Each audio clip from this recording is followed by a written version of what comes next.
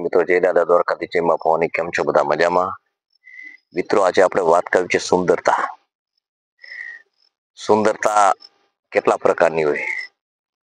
જીવનમાં સુંદરતાનું ખૂબ મહત્વ છે. માણસ સુંદર બનવા માટે સદાને માટે તત્પર છે. માણસના જીવનની અંદર સુંદરતા માણસ કઈ ને કઈ પ્રકારે આજે જીવનની અંદર સમાજની અંદર બધે પ્રસિદ્ધ કરતો રહેલો છે. મિત્રો સુંદરતા કેટલા પ્રકારની હોય? બાહ્ય સુંદરતા, આંતરિક સુંદરતા, આધ્યાત્મિક સુંદરતા, સામાજિક સુંદરતા અને વિશ્વ સુંદરતા. માણસે આપણે વિચાર કરીએ છીએ કે બાહ્ય સુંદરતા જે આપણે જોઈ છીએ તો પોતે સ્વચ્છ રહેવું, સારા કપડાં પહેરવા, જીવનમાં જુદી જુદી સ્ટાઇલે જીવવું, કંઈક અનોખું દેખાવું અને આમ કરી અને કોઈ પણ પ્રકારે હું બધાને સારો દેખાવ, મૂછું રાખવી, દાઢી રાખવી, આ બધા જે વિશેષણો છે ને જે દેખાવાના, જે માણસને સ્પષ્ટ દેખાય છે, એ રીતે માણસ આજ સુંદરતા પોતાના જીવનમાં કરી અને બીજાને દેખાડતો રહેલો છે. મિત્રો સુંદર ખરેખર આપણે જોઈએ તો જીવન આખું સુંદર જ હોવું જોઈએ. પરિપૂર્ણ જીવન સુંદર હોય ને તો જ તમારી સુંદરતા દીપે. આપણે જોયું કે બાહ્ય સુંદરતા આપણે વાત કરી કે આપણા જીવનમાં આવી રીતના આપણે રહીએ એટલે આપણી સુંદરતા છે એ બીજાને દેખાય. ચહેરો હારો હો, આ બધી જે બાહ્ય સુંદરતામાં આપણે વર્ણન કર્યું. હવે આંતરિક સુંદરતા, તો હું માણસ તરીકે છું તો મારી દ્રષ્ટિ કેટલી સુંદર હોવી જોઈએ. મારા કાન સુંદર હોવા જોઈએ. દ્રષ્ટિ એટલે મારે સારું જ સર્વત્ર દેખાવું જોઈએ. કાન એટલે મારે સારું જ સાંભળવાનું, ખરાબ હોય તો એ ગ્રહણ નહીં કરવાનું. મારી વાણી પણ એવી સુંદર હોવી જોઈએ કે બીજાને ઠેસ ના લાગે, હૃદયને ઠેસ ના લાગે, દિલને ઠેસ ન લાગે, કોઈ વિવાદો ઊભા ન થાય. આ એક સુંદરતા છે. એવી જ રીતે આપણે જોઈએ કે આધ્યાત્મિક સુંદરતા, મારું જીવન જે છે એ ભગવાને આપ્યું છે, તો મારી જે આંતરિક સુંદરતા જે મેં જોઈ એમ આધ્યાત્મિક સુંદરતા એટલે મારી વિચારસરણી જબરજસ્ત હોવી જોઈએ. મારી વિચારસરણી એટલા હદે મોટી હોવી જોઈએ કે હું કંઈ પણ કરું છું એ મારા તો ઠીક, પણ સર્વત્રને કલ્યાણ થાય એવું કાર્ય મારે કરવું જોઈએ.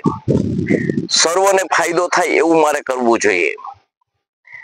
મારું જીવન, મારી સુવાસ, મારી આ જે અંદરથી નિર્માણ થાય એ બધાને પરસવી જોઈએ, બધાને ગમવી જોઈએ.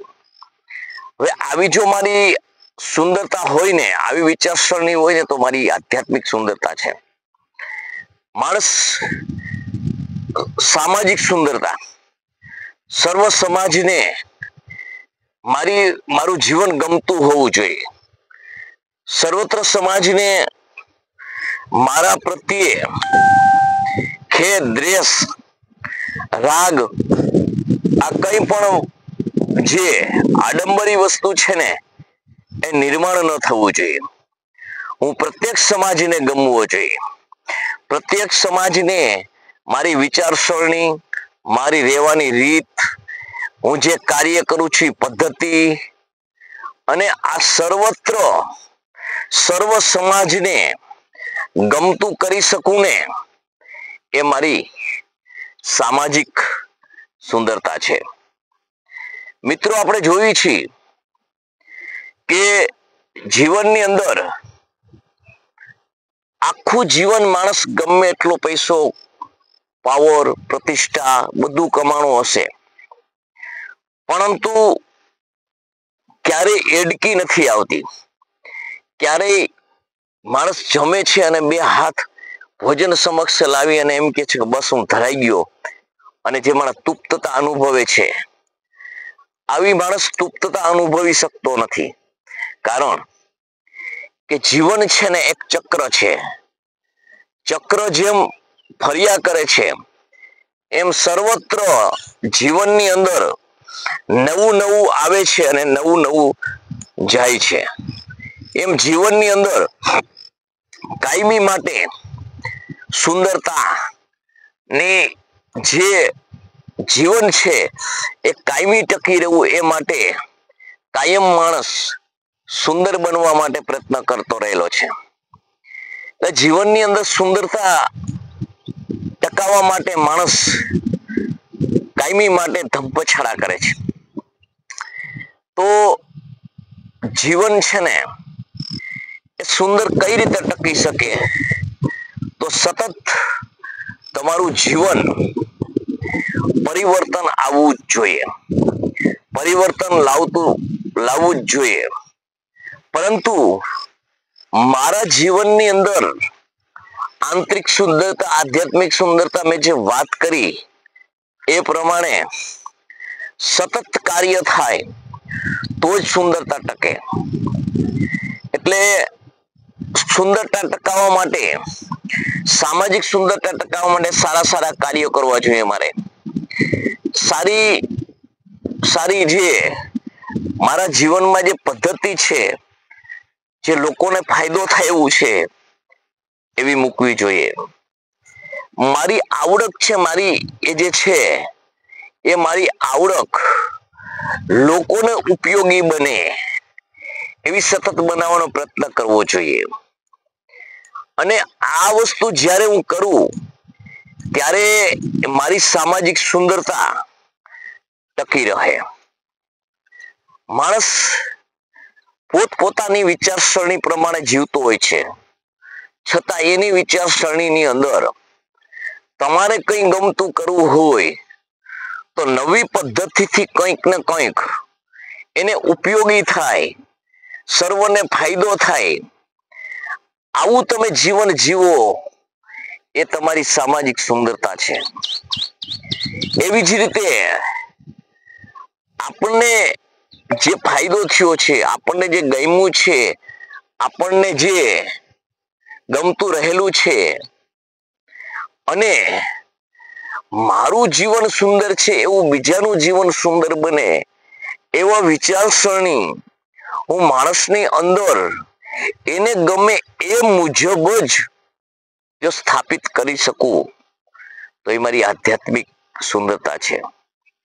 મારે મારા જીવનની અંદર પદ, પાવર અને પ્રતિષ્ઠાથી જે મને ફાયદો થયો છે એનો મને ઓડકાર નથી આવ્યો, પરંતુ મારું જીવન જે છે એ મને જીવવાની મારી શૈલી છે, અને મને સુંદર મજાની જે અંદર અનુભૂતિ થાય છે એવી અનુભૂતિ બીજાને કરાવી શકું એ મારી આધ્યાત્મિક સુંદરતા છે.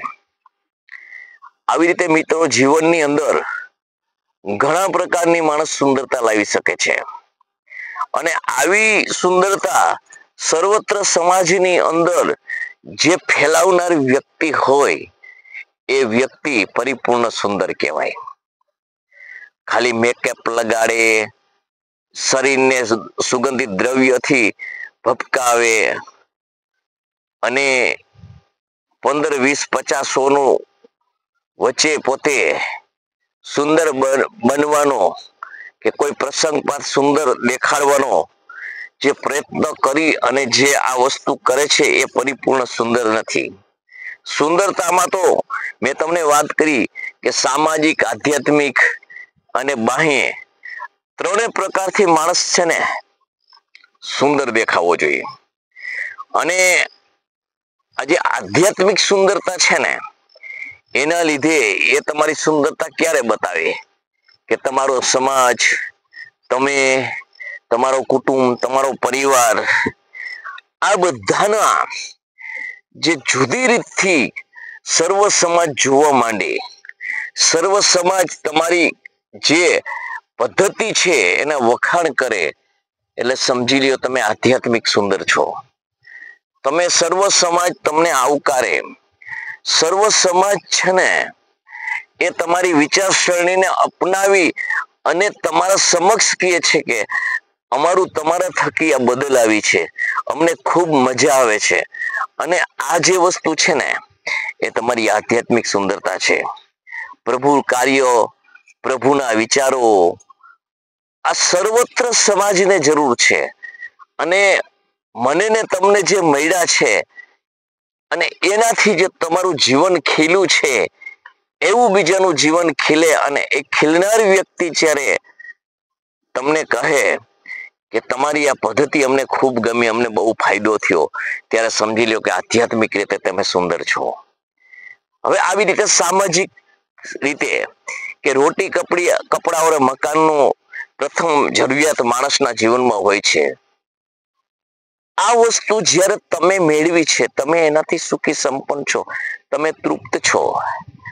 આ પદ્ધતિ તમે બીજાની અંદર લઈ જાઓ, બધાને આ રાહ ઉપર હાલવાની પ્રેરણા આપો અને એ માણસ ચાલે, સુખી સંપન્ન બને, આર્થિક પરિસ્થિતિ સારી થાય અને એનો યશ, એનો કળશ તમારા ઉપર જ્યારે ઢોળે અને એમ કહે કે તમારા થકી મારા જીવનની અંદર રોજગારીથી માંડીને આ જે પદ્ધતિથી તમે અમને આ શીખવું અને અમારા જીવનમાં જે બદલ આવી એ ખૂબ અમારું જીવનમાં ફાયદો થયો છે, ત્યારે સમજી લ્યો કે તમારી જે આર્થિક જે છે, તમે છે શારીરિક છે, એ તમારી સુંદરતા મહેકી ઉઠી છે. અને આને એ શારીરિક સુંદરતા કહેવાય. હવે આપણે જોયું કે આપણી 3 પ્રકારની આપણી સુંદરતા, કે આપણી બાહ્ય સુંદરતા, સામાજિક સુંદરતા અને આધ્યાત્મિક સુંદરતા. સામાજિક સુંદરતાની અંદર આપણે જોયું કે આપણું જીવન છે એ કઈ પ્રણાલિકાથી આપણું જીવન ખીલું છે અને આપણું જીવન નિર્વાહ કઈ સારી રીતે હાલે છે, કઈ પદ્ધતિથી હાલે છે અને આની અંદર આપણી જરૂરિયાત બધી પૂરી કરી છે. એવી જ રીતે બીજો આપણી પદ્ધતિ અપનાવી કરી શકે ને એ પદ્ધતિ આપણને કહે એ સામાજિક આપણી સુંદરતા છે. એટલે મિત્રો, સર્વ સમાજની અંદર તમારી જો 3 પ્રકારની સુંદરતા હોય ને તો તમારા જીવનમાં ખરેખર મૂલ્ય છે. તમારું માનવ જીવન છે ને એ સાર્થક છે. તમારા માનવ જીવનની કંઈક કિંમત છે. મિત્રો, જીવનની અંદર ડગલે ને પગલે આપણે જઈએ ને તો કઈ ને કઈ સમસ્યાઓ છે જ. જીવનની અંદર કઈ ને કઈ હરીફાઈઓ છે. જીવનની અંદર કઈ ને કઈ સંઘર્ષ ચાલ્યા જ કરે છે. કારણ કે જીવન છે ને એક રણ મેદાન જ છે અને અંદર જે ગડમથાળ છે ને એ યોદ્ધા છે. અને એ જે તમને જુદા જુદા રીતે તમને પ્રેરે છે, જુદી જુદી દ્રષ્ટિકોણ આપે છે ને એ યુદ્ધોના સંકેત છે. એટલે આની અંદર રહી અને આ 3 પ્રકારથી સુશોભિત રહેવું, 3 પ્રકારથી તમારા જીવનમાં સાકાર કરી અને જીવવું, અને આ 3 વસ્તુ જે બાહ્ય સુંદરતા, સામાજિક સુંદરતા અને આધ્યાત્મિક સુંદરતા, આ 3 પ્રકારના જે સમય હોય ને તમારા જીવનની અંદર, 3 પ્રકારનું જે મિલન હોય ને તમારું જીવનમાં, 3 પ્રકારના ગુણ હોય ને તમારા જીવનમાં, તો સમજી લેજો કે તમે ખરેખર સુંદર છો.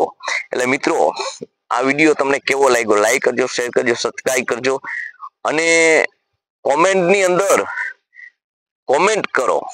મિત્રો, સારું લાગતું હોય તો સારી કોમેન્ટ કરો. મિત્રો, જીવનની અંદર માણસ કંઈ કરે છે ને તો ક્યારે કરી શકે છે કે એનું પ્રેરક બળ હોય છે. પ્રેરક બળ એટલે ધક્કો મારવો. હું ઊભો છું પણ તમે ધક્કો મારશો તો હું આગળ જઈ શકું.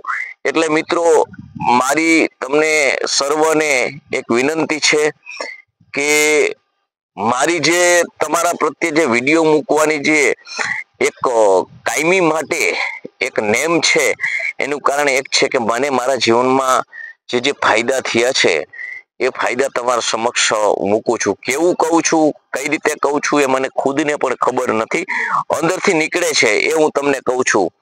તો મિત્રો જણાવજો મને તમારા મંતવ્ય. મારું નામ જાડેજા વનરાજસિંહ છે. મારા મોબાઈલ નંબર છે 97 732 41 723. દેવભૂમિ દ્વારકા જિલ્લાના કલ્યાણપુર તાલુકાનું ખાખડા મારા ગામ છે. જય માતાજી, જય દાદા દ્વારકાધીશ, જય માં ભવાની.